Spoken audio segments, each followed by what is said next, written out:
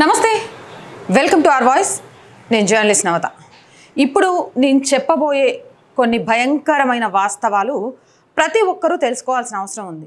భారత్కి పాకిస్తాన్ శత్రువు అనుకుంటున్నారు, కానీ పాకిస్తాన్ కంటే కూడా ఈరోజు శత్రువులుగా మారుతున్నారు భారత్లో ఏర్పరచుకున్న మినీ పాకిస్తానీ వాళ్ళు. ఇది ప్రతి రాష్ట్రంలో చాలా చోట్ల కూడా ఈ మినీ పాకిస్తాన్ని ఏర్పాటు చేసుకున్నారు.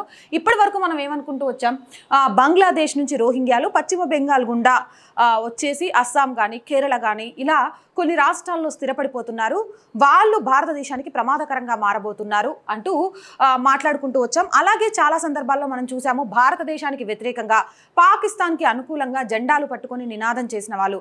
అలాగే కర్ణాటక కాంగ్రెస్కి సంబంధించి రాజ్యసభ సభ్యుడు ఎన్నికైన సమయంలో జై పాకిస్తాన్ అంటూ నినాదాలు చేసిన వాళ్ళు, అలాగే పాలస్తీనాకి జిందాబాద్ అంటూ చెప్పిన నాయకుల్ని. కానీ వీళ్ళందరికంటే కూడా ఈరోజు భారతదేశానికి ప్రమాదకరంగా మారారు అట పాకిస్తాన్ మొగుళ్ళు, భారత్ పెళ్ళాలు. వింటుంటే కొంత ఆశ్చర్యంగా ఉంది కదా, కానీ ఆశ్చర్యపోవడం కంటే కూడా వాళ్ళ బ్రతుకుల కోసం మన బ్రతుకులను నాశనం చేయడానికి ఎలా ప్రమాదకరంగా మారుతున్నారు అనేది తెలుసుకోవాల్సిన అవసరం ఉంది. వాళ్ళు సృష్టించిన మినీ పాకిస్తాన్కి సంబంధించి ఇప్పుడు మనం పాకిస్తాన్తో యుద్ధం చేయాలి, పాకిస్తాన్ మన దేశానికి ఉగ్రవాదులను తయారు చేస్తోంది, ఉగ్రవాదుల ద్వారా భారతదేశాన్ని వినాశనం చేయాలని చూస్తుందని పాకిస్తాన్ మీద యుద్ధం చేయడానికి ఒక బాంబు వేద్దామా? లేకపోతే పాకిస్తాన్ కంటే ప్రమాదకరంగా ఇదే దేశంలో ఉంటూ ఈ దేశం సొమ్ము తింటూ ఈ దేశంలోని వనరుల కోసం మినీ పాకిస్తాన్ని ఈ దేశంలో ఏర్పాటు చేస్తున్న వాళ్ళ మీద ఒక బాంబు వేద్దామా? ఇది అర్థం కాని సందిగ్ధంలోకి కొన్ని రోజుల్లో వెళ్ళిపోతామని చెప్పడంలో కూడా ఎలాంటి అతిశయోక్తి లేదు. దీనికి సంబంధించి ఈ దేశ ద్రోహులకు సంబంధించి కొన్ని వాస్తవాలు చెప్తా చూడండి. ఇక్కడ పుడతారు ఆడపిల్లలు, పుట్టిన తర్వాత పాకిస్తాన్ అతన్ని పెళ్లి చేసుకుంటారు. అలా ఇక్కడ పుట్టి పాకిస్తాన్ వాళ్ళను పెళ్లి చేసుకున్న ముస్లిం మహిళలు ఒక్క పంజాబ్లోనే 88,000 మంది ఉన్నారట. వీళ్ళు భలే తెలివిగా, అంటే భార్య ఇండియా భారత్, భర్త పాకిస్తాన్, ఇక వీళ్ళిద్దరికి పుట్టిన పిల్లలు భారత్ ప్లస్ పాకిస్తాన్. అంటే అక్కడ ఉంటుంది ఇక్కడ ఉంటుంది. ఎందుకు ఇదంతా అంటే భారత్లో ప్రపంచంలో ఎక్కడా లేని విధంగా మైనారిటీ రిజర్వేషన్లు, రాజ్యాంగ విరుద్ధంగా డాక్టర్ బిఆర్ అంబేద్కర్ గారు చాలా క్లియర్గా హిందూ ధర్మంలో కొన్ని కులాలు వివక్షతకు గురయ్యాయి కాబట్టి ఆ కులాలకు సంబంధించి రిజర్వేషన్లు ఇవ్వాలే తప్ప మత ప్రాతిపదికన రిజర్వేషన్లు అనేవి మంచివి కాదు అని ఆయన మొదట్లోనే చెప్పారు. అయినా కూడా మత ప్రాతిపదికన రిజర్వేషన్లు తీసుకొచ్చి ప్రపంచంలో ఏ ఇస్లాం కంట్రీలో కూడా లేని విధంగా వర్క్ బోర్డుకి సంబంధించి కావాల్సినన్ని రెక్కలను ఇవ్వడమే కాకుండా మైనారిటీలకు సంబంధించి ప్రత్యేక రిజర్వేషన్ల పేరుతోటి వాళ్ళకు అందుతున్న నిధులు. అమ్మాయి ఇక్కడ పాకిస్తాన్, భారత అమ్మాయి ఉంటుంది, పెళ్లి చేసుకున్న భర్త పాకిస్తాన్లో ఉంటాడు. ఇలా పంజాబ్లో 88,000 మంది ఉంటే, ఢిల్లీలో 12,000 మంది ఉంటే, తెలంగాణలో 100లో ఉంటే, మొత్తం దేశవ్యాప్తంగా ఇలాంటి వాళ్ళు 5 లక్షల మంది ఉన్నారు. దేశవ్యాప్తంగా పాకిస్తాన్ ముస్లింని పెళ్లి చేసుకున్న భారత ముస్లిం మహిళలు 5 లక్షల మంది ఉన్నారు. ఇక ఈ 5 లక్షల మందికి సంబంధించి అక్క, తమ్ముడు, అమ్మ, నాన్న వీళ్ళందరినీ కలుపుకుంటే వాళ్ళ కుటుంబాలతో 40 నుంచి 50 లక్షల మంది ఈ భారతదేశంలో పాకిస్తాన్ కుటుంబాలతో సంబంధం పెట్టుకున్న వాళ్ళు ఉన్నారు. మరి వీళ్ళు దేశానికి ప్రమాదకరమా కాదా? వీళ్ళంతా దేశద్రోహులా కాదా? పాకిస్తాన్ గురించి ప్రతి ఒక్కరికి తెలుసండి. ఈరోజు చిన్న పిల్లగాన్ని అడిగినా చెప్తారు. వాళ్ళు వాళ్ళ దేశం అభివృద్ధి కంటే, వాళ్ళ పౌరుల మంచితనం కంటే, లేకపోతే వాళ్ళ పౌరుల బాగోగుల కోసం కంటే, అక్కడ చదువుల కోసం కంటే, అక్కడ తిండిలా పెట్టడం కోసం కంటే కూడా భారతదేశం మీద విషం నిమ్మడానికి ప్రయత్నం చేస్తూ ఉంటారు. అవునా కదా? భారతదేశాన్ని ఎప్పుడూ కూడా అతలాకుతలం చేయడానికి ప్రయత్నం చేసే దేశాల్లో మొట్టమొదటిది పాకిస్తాన్. అంత ద్వేషం పాకిస్తాన్కి. మరి అలాంటి పాకిస్తాన్లోని ముస్లింలతోటి సంబంధ బాంధవ్యాలు పెట్టుకున్న ఈ కుటుంబాల గురించి ఏం మాట్లాడాలి? వీళ్ళను దేశ ద్రోహులు అందామా వద్దా? ఈ 40 నుంచి 50 లక్షలు, అరే వాడు మనకు శత్రువు అని తెలిస్తే చాలా దూరంగా ఉంటాము. అలాంటిది మన ఇంటి అమ్మాయినిచ్చి అక్కడికి పెళ్లి చేసి అక్కడికి పంపించి ఆ అమ్మాయికి మాత్రం ఇక్కడే పౌరసత్వం ఉంచేసి ఆ అమ్మాయి కడుపుతో ఉండగానే ఇక్కడ తీసుకొచ్చి ఇక్కడ మనకు కడుపుతో ఉంటే తెలుసు కదా, హాస్పిటల్స్ ఫ్రీ, బాలింత కిట్ ఫ్రీ, ఆ తర్వాత ప్రతి కడుపుతో ఉన్నప్పుడు ప్రతి వారం గుడ్లు, న్యూట్రిషన్ పౌడర్లు ఇవన్నీ ఫ్రీ ఫ్రీ ఫ్రీ ఫ్రీ. ఇంకా మైనారిటీ రిజర్వేషన్లు, వాటికి తగ్గట్టు ఫలాలు ఇన్ని ఫ్రీగా వచ్చేసరికి తినడానికి సకల సౌకర్యాలు పొందడానికి భారతదేశం కావాలి. కానీ వీళ్ళు సంబంధ బాంధవ్యాలు పెట్టుకోవడానికి పాకిస్తాన్ కావాలి. మరి వీళ్ళు దేశద్రోహులా కాదా? ఇలాంటి వాళ్ళ విషయంలో ఎలాంటి నిర్ణయం తీసుకోవాలి? చిన్న పాకిస్తానే ఈరోజు, ఈ చిన్న ప్లేస్ పాకిస్తాను మత ప్రాతిపదికన విడిపోయి భారతదేశం మీద విషం జిమ్ముతుంటే ఈ ఆలోచనలతో ఉన్న మగవాళ్ళను పెళ్లి చేసుకున్న ఈ కుటుంబాలు భారతదేశానికి ప్రమాదమా కాదా? సిఏ అమలు చేద్దాం, ఎన్ఆర్సీ అమలు చేద్దాం, యూసీసీ అమలు చేద్దాం అంటే అంతకంటే భయంకరమైన వాస్తవాలు బయటకు వస్తున్నాయి. అంతకంటే భయంకరమైన రేపు పాకిస్తాన్ కోసం, రేపు పాకిస్తాన్కి సంబంధించి మాకు ఇది కావాల్సిందే, చేస్తారా చేయరా అని అడిగితే ఈ ముస్లింలను చేసుకున్న మహిళలు చేయకుండా ఉంటారా? భారతదేశంలో అల్లర్లు సృష్టించడానికో విధ్వంసం సృష్టించడానికో సహాయం చేయరా? చెయ్యరు అంటే మీరు నమ్ముతున్నారా? నేను నమ్మను. ఎందుకు అనంటే శత్రు దేశం అని తెలిసి కూడా సంబంధాన్ని ఏర్పరచుకొని అవుటు మేము పాకిస్తాన్ వాళ్ళతో సంబంధం చేసుకోవాలనుకున్నాం, మా అబ్బాయి నచ్చిండు, పెళ్లి చేసుకున్నాడు, మీ ఇష్టం. పెళ్లి చేసుకున్న తర్వాత ఆ అమ్మాయికి ఏంటి, భర్తతో పాటు ఉండాలి, భర్త పౌరసత్వం, అక్కడ వెళ్ళిపోవాలి, అక్కడ బ్రతకాలి. కానీ ఇక్కడ 4 రోజులు అక్కడేమో విజిటింగ్ వీసా మీద ఏమంటారు ప్రతిఫలాలన్నీ ఇక్కడివి, భర్త పేర్లు దాచిపెట్టి ఇక్కడ రేషన్ కార్డులు, నెలకొచ్చే 5 కిలోల ఫ్రీ బియ్యము, ఉచిత ఆరోగ్యము, ఇంకా ఇలా చెప్పుకుంటూ పోతే చాలా. అంటే ఎంత డేంజరస్ వీళ్ళు. రేపు వీళ్ళ భర్తలే ఇగో మా దేశం కోసం మీరు అక్కడ ఏమైనా చేయాల్సిందే అంటే చేయకుండా ఉంటారని మీరు నమ్ముతున్నారా? వీళ్ళ పిల్లలకు ద్వంద్వ పౌరసత్వం, అక్కడ పౌరసత్వం ఉన్నట్టు ఇక్కడ తెలియదు, ఇక్కడ పౌరసత్వం ఉన్నట్టు అక్కడ తెలియదు, ఎక్కడి నుంచి వచ్చేవి అక్కడ. వీళ్ళ వల్ల ప్రమాదం కాదా? పాకిస్తాన్లో ఈరోజు ఒక ముస్లింకి దేశాన్ని ప్రేమించడం కంటే మతాన్ని ప్రేమించడం ఎలా అనేది నేర్పిస్తారు, మతతత్వవాదులుగా తయారు చేస్తారని చాలామంది చాలా సందర్భాల్లో చెప్పారు. ఆఖరికి పాకిస్తాన్ మంత్రి చాలా క్లియర్గా ఒప్పుకున్నాడు. ఏమని అంటే ఎస్, ఉగ్రవాదులను పెంచి పోషిస్తుంది మేమే, ఉగ్రవాదులకు నిధులిస్తుంది మేమే అని. అంటే ఉగ్రవాదులకు నిధులిచ్చి వాళ్ళ అవసరం కోసం వేరే దేశంలో రక్తపాతం సృష్టించాలని చూస్తున్న వాళ్ళు రేపు భారత్లోని పెళ్ళాలను, లేకపోతే పాకిస్తాన్ మొగుళ్లకు భారత్ పెళ్ళాలకు పుట్టిన పిల్లల్ని, వీళ్ళకు ఒక్కొక్కరికి 4 నుంచి 5 పిల్లలట. ఆశ్చర్యకరమైన విషయం, ఈ లెక్కలన్నీ బయటకు తీస్తే ఒక్కొక్కళ్ళు 4 నుంచి 5 పిల్లల్ని కన్నారట. ఈ పిల్లలు రేపు భారతదేశానికి ప్రమాదం కాదా? చాలామంది కొంతమందితో మాట్లాడినప్పుడు పాకిస్తాన్ ముస్లింలు చేసిన తప్పుకు భారతదేశంలోని ముస్లింలను ఎందుకు బాధ్యులు చేస్తున్నారు, భారతదేశంలోని ముస్లింలను ఎందుకు అంటున్నారు, మా మనోభావాలు దెబ్బతింటున్నాయని. మళ్ళీ చెప్తున్నా, భారతదేశంలోని ముస్లింలను అనట్లే, కానీ మీ గుండెల మీద చేసుకొని చెప్పండి.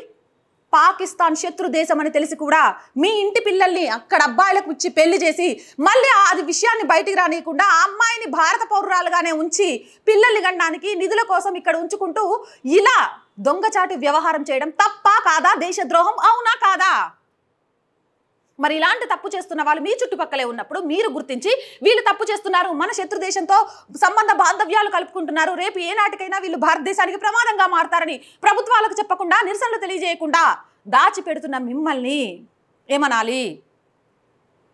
నిజాలు కటుగా ఉంటాయి, కానీ మాట్లాడుకోవాల్సిన సమయం వచ్చినప్పుడు తప్పకుండా మాట్లాడుకోవాలి. అవునంటారా కాదంటారా? 40 నుంచి 50 లక్షల మంది ఎవరైతే భారత్ పిల్లలు, పాకిస్తాన్ మొగుళ్ళు, వాళ్ళకు పుట్టిన 4 నుంచి 5 పిల్లలు కలిపితే 5 లక్షల మంది ఉంటే వీళ్ళ అమ్మ, నాన్న, అత్త, మామ, తమ్ముడు, మరదలు, అక్క, బావ ఇలా మొత్తం కలిపి 40 నుంచి 50 లక్షల మంది పాకిస్తాన్కి కొమ్ము కాస్తూ, ఎందుకంటే పాకిస్తాన్లో ఏమన్నా అయిందనుకో వాళ్ళ మొగుళ్ళ ఆస్తులు వాళ్ళ మొగుళ్ళు ఉందాడే కదా, మళ్ళీ వాళ్ళ మొగుళ్ళకు ప్రాబ్లం అయిపోయింది కదా, కాబట్టి పాకిస్తాన్ కాపాడుకోవడానికి ప్రయత్నం చేస్తారు. ఈ మధ్యకాలంలో చాలామంది చూసినాం, పాకిస్తాన్ జెండా పెట్టి తొక్కమంటే తొక్కము అని చెప్పేసి దానికి ఇంకా వాళ్ళు ఇచ్చిన చిన్న సెంటిమెంట్ టచ్ ఏంటి అంటే పాకిస్తాన్ జెండా మీద అర్ధచంద్రాకారంలో చందమామ ఉంటుంది కాబట్టి మేము దొక్కట్లేదు. కానీ మీరు రంజాన్ అప్పుడే అర్ధచంద్రాకార చంద్రుడి కోసం ఎదురు చూస్తూ ఉంటారు, అవునా? హిందువులు భారతదేశంలో తిథి, నక్షత్రం, వారం, మంచి చెడు చంద్రుడి మీద ఆధారపడే ఉంటుంది. అమావాస్యకు ముందు ఎలా చేయాలి, అమావాస్యకు తర్వాత ఏం చేయాలి, అమావాస్య రోజు ఏం క్రతువులు చేయాలి, పౌర్ణమి రోజు ఎలా ఉండాలి, ఎలాంటి పూజలు చేయాలని. కానీ మాకు పాకిస్తాన్లో కనిపించే చంద్రవంక చంద్రుడు కనిపించడు. పాకిస్తాన్ కుట్ర మాత్రమే కనిపిస్తుంది, ఆ జెండాను తొక్కాలని మాత్రమే అనిపిస్తుంది. కానీ కొంతమందికి ఎందుకు అనిపించట్లేదో తెలుసా? ఇది అసలు కారణం. అక్కడ మొగుళ్ళు, అక్కడ కుటుంబాలు, అక్కడ బంధాలు బాంధవ్యాలు ఉన్నాయి కాబట్టి వాటికి ప్రమాదం ఏర్పడకూడదు అనే బలమైన సంకల్పం. చాలా నేషనల్ మీడియా ఛానల్స్ జమ్మూ కాశ్మీర్లో ఇష్యూ తర్వాత అక్కడ కొంతమందిని ప్రశ్నిస్తే బ్రతకడానికి ఇండియా కావాలి కానీ వాళ్ళు పాకిస్తాన్ని ప్రేమిస్తారట. మరి ఏం చేద్దాం? ఇలాంటి వాళ్ళు దేశానికి ప్రమాదమా కాదా? ఒకప్పుడు అక్బరు, బాబరు, బీర్బలు లేకపోతే ఔరంగజేబు దేశం మీద దండయాత్ర చేసి వచ్చి ఇక్కడున్న హిందువులందరినీ బలవంతంగా మత మార్పిడి చేసిండ్రు. అది ప్రత్యక్ష యుద్ధం, అది చాలా బెటర్ వీళ్ళతో కంపేర్ చేస్తే. కానీ పరోక్షంగా వీళ్ళు మనకు కండ్లకు కనిపించని విధంగా భారతదేశం మీద ఒక పరోక్ష యుద్ధమే చేస్తున్నారు. భారత సంస్కృతిని, భారతదేశం యొక్క ఔన్నత్యాన్ని లేకపోతే భారతదేశం యొక్క భద్రతని సవాల్ చేస్తూ ఈరోజు వీళ్ళు పరోక్షంగా అతిపెద్ద యుద్ధమే చేస్తున్నారు. మరి భారతదేశంలోని కొందరు ముస్లింల ఈ పనిని దేశద్రోహం అందామా వద్దా? ఈ మినీ పాకిస్తాన్ని ఎదుర్కోవడం ఎలా? వీళ్లకు చెక్ ఎలా పెట్టాలి? పెట్టకుంటే వాళ్ళ బ్రతుకుల కోసం రేపు మన బ్రతుకులను, భారతదేశాన్ని కూడా నాశనం చేయడానికి వెనుకాడరు అని మీరు నమ్ముతున్నారా లేదా? ఎంత పెద్ద దేశద్రోహం చూసారా? ఇప్పటిదాకా దీన్ని ఎవ్వరు కనిపెట్టలేకపోయారు. పహల్గామా ఉగ్రదాడి తర్వాత చనిపోయిన 28 మంది ప్రాణాలు, కొన ఊపిరితో హాస్పిటల్లో పోరాడుతున్న 19 ప్రాణాలు, ఈ 40 నుంచి 50 లక్షల మంది దేశద్రోహాన్ని బయటపెట్టింది. వేకప్! ఇలా మన చుట్టూ చాలామంది ఉన్నారు. అలాంటి వాళ్ళ నుంచి ఈ దేశాన్ని రక్షించుకోవాల్సిన బాధ్యత మనందరి మీద ఉంది. భారతదేశం మనది.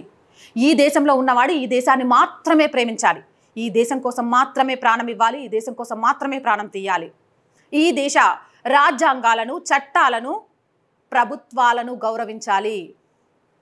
మీది మోడీ ప్రభుత్వం అంటే వాళ్ళదేం ప్రభుత్వం? ఈ మధ్య కాలంలోనే రీసెంట్గా నేను ఒకరితో ఫోన్ కాల్ మాట్లాడినప్పుడు మీదంతా మోడీ ప్రభుత్వం, మరి నాది మోడీ ప్రభుత్వం అయితే నీదేం ప్రభుత్వం అంటే ఇక్కడ దేశాన్ని పరిపాలిస్తున్న నాయకుడిని యాక్సెప్ట్ చేయలేని వాళ్ళు కొంతమంది దేశాల్లో బ్రతుకుతున్నారు. ఏమనాలి ఇలాంటి వాళ్ళని? ఏం చెయ్యాలి? ప్రభుత్వాలు, ప్రజలు ప్రతి ఒక్కళ్ళు కూడా అప్రమత్తంగా ఉండాలి. ఇలాంటి వాళ్ళను దేశం నుంచి తరిమేయాలి. ఎందుకు అనంటే ఈ దేశం మీద ప్రేమ లేనివాడు ఖచ్చితంగా ఎప్పటికైనా ఈ దేశానికి ప్రమాదమే. అవునంటారా కాదంటారా? మీ అభిప్రాయం ఏంటి? కామెంట్ సెక్షన్లో పెట్టేయండి. మోర్ వీడియోస్ కోసం ఛానల్ని వెంటనే సబ్స్క్రైబ్ చేయండి. అండ్ చాలామంది వీడియోస్ చూస్తున్నారండి, బట్ ఛానల్ సబ్స్క్రైబ్ చేయడం మర్చిపోతున్నారు. Please subscribe our channel. మీరు చేసే ఒక్కొక్క సబ్స్క్రిప్షన్ ఆర్ వాయిస్ యొక్క బలాన్ని పెంచుతుంది. అలాగే కంటెంట్ బాగుంది అనిపిస్తే మీకు తెలిసిన గ్రూపులన్నింటిలో షేర్ చేయండి.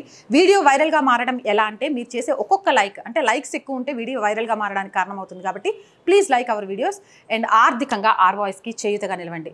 నిజంగా ఈ ఛానల్ చూస్తున్న మీరు తప్ప మా ఛానల్కి ఉన్న బలం లేకపోతే మా ఛానల్కి ఉన్న వెనుక ఎవ్వరూ లేరండి. చూసి అభిమానిస్తూ ఆదరిస్తూ మీరు చేస్తున్న సహాయమే ఈరోజు ఈ ఛానల్ని నడిపిస్తుంది. చాలామంది ఫోన్స్ చేసి నీ ఆఫీస్ ఎక్కడ చెప్పు అని బెదిరిస్తే రండి ఆఫీస్కి. ఏం చేస్తారు? బరాబర్ నేను చేసింది తప్ప, మీరు చేసింది తప్ప కూర్చోబెట్టి లైవ్లో మాట్లాడుకుందాం అని అనాలని ఉంటుంది. కానీ ఆఫీస్ లేదు. దానికోసం శతవిధాల ప్రయత్నం చేస్తున్నాను. ఇంటి దగ్గర అక్కడ ఇక్కడ ఉండి వీడియోస్ చేస్తున్నాను. నా వల్ల ఎక్కడి వరకైనా వెళ్ళడానికి నేను సిద్ధంగా ఉంటాను. కానీ కుటుంబం ఎలా ఉంటుందో తెలుసు కదా, పెద్దవాళ్ళు ఉంటారు ఇంట్లో, అందుకని ఇక్కడ దాకా వాళ్ళని పిలవలేకపోతున్నారు. అలాంటి వాళ్ళకి చెక్ పెట్టాలి. అలాంటి వాళ్ళ మాటల్ని ప్రజలకు కనిపించేలాగా వాళ్ళని తీసుకొచ్చి కూర్చోబెట్టాలి అని ఉంది. దానికోసం ఒక ఆఫీస్ అనేది అయితే చాలా చాలా చాలా ముఖ్యమండి. మాకు చాలా కష్టపడుతున్నాం కానీ బట్ మీ అందరు సహాయం చేస్తే చాలా ఈజీ అవుతుంది.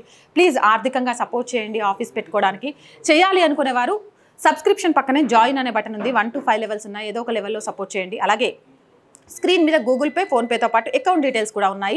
మీకు తోచిన సహాయాన్ని అందించవచ్చు. వ్యాపార ప్రకటనల కోసం మళ్ళీ చెప్తున్నామండి, చాలామంది వ్యాపారవేత్తలు మీరు తలుచుకుంటే ఒక ఛానల్కి యాడ్ ఇవ్వడం చాలా ఈజీ అండి. నేను చూస్తాను పెద్ద పెద్ద పేపర్స్లో ఒక్కరోజు యాడ్ కోసం 10-20 లక్షలు ఖర్చు పెడతాం. ఆ పేపర్ ఎక్కడ పోతుందో కూడా తెలియదు. కానీ మా ఛానల్లో ఒక యాడ్ ఇస్తే మేము ఈ ఛానల్ నడిపినంతకాలం, నడపడం ఆపేసిన తర్వాత కూడా ఆ వీడియోలో ఆ యాడ్ అలానే ఉంటుంది. అంటే మీ బిజినెస్ కొన్ని సంవత్సరాల వరకు కూడా ప్రమోట్ అవుతూనే ఉంటుంది. మరి అలాంటప్పుడు ఇలాంటి ఛానల్స్కి చేయూతనివ్వడానికి ఎందుకు ఆలోచిస్తున్నారో నాకు అర్థం కావట్లేదు. ప్లీజ్ వ్యాపార ప్రకటనల ద్వారా కూడా ఈ ఛానల్ని ఆదుకోండి. ఆదుకోవాలి అంటే 8328500576 నెంబర్కి సంప్రదించండి. ప్రజా సమస్యలు ఏదైనా, అంటే భార్యాభర్తల మధ్య గొడవలు కానీ, లేకపోతే స్థలాలకు సంబంధించి డిస్ప్యూట్స్ కానీ, లేకపోతే ఆస్తి పంపకాలకు సంబంధించి కానీ దయచేసి మాకు కాల్ చేయొద్దండి. కాల్ చేసి మేము రెస్పాండ్ అవ్వట్లేదు అని ఫీల్ అవ్వద్దు. ప్రజా సమస్యలు ప్రభుత్వానికి ప్రజలకి వారధిగా ఉండాలనేది ఉద్దేశం కాబట్టి ప్రజా సమస్యల్ని మాత్రమే కాల్ చేసి మాకు తెలియజేయండి. ప్రజా సమస్యల్ని తెలియజేయాలి అనుకుంటే 8328500576 నెంబర్కి వాట్సాప్ ద్వారా తెలియజేయండి. జై హింద్, జై భారత్.